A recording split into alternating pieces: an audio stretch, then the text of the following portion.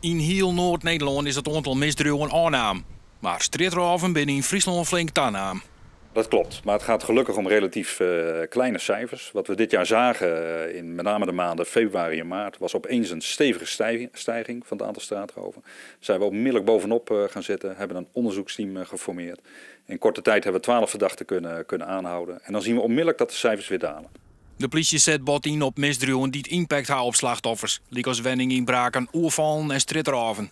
Dros is tevreden met het resultaat. Zo binnen er 30% minder wenninginbraken in vergelijking met het eerste jaar hier van 2014.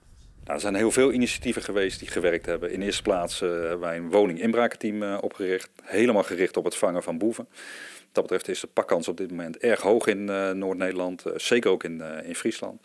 Maar ook andere initiatieven om de hulp van burgers in te roepen. Om heel snel en alert dingen te melden als het gaat om een verdachte situatie rond de woning. Maar ook de samenwerking met de gemeente, met het Openbaar Ministerie.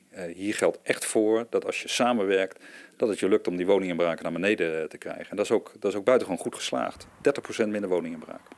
Een probleem is de reactietijd. De politie moet in 90% van de gevallen binnen een kwartier naar de melding te plak wijzen. En dat slaagt het maar in zo'n 70% van de gevallen. En dat is volle minder als in dezelfde tijd verliezen hier. Dat leidt nevens dros onder afstanden op het Friese platteland. Maar er is wel wat te verbeteren. Bijvoorbeeld als het gaat om op het moment dat men belt met de meldkamer, dat zo'n melding zo snel als mogelijk wordt uitgegeven aan een auto op straat. Daar is nog wat winst in te behalen. Ook het feit dat politiemensen alleen naar een melding kunnen. Kan natuurlijk bij sommige meldingen niet, maar bij sommige meldingen ook. De cijfers tonen aan dat misdieren in totaal aanname is maar 9%.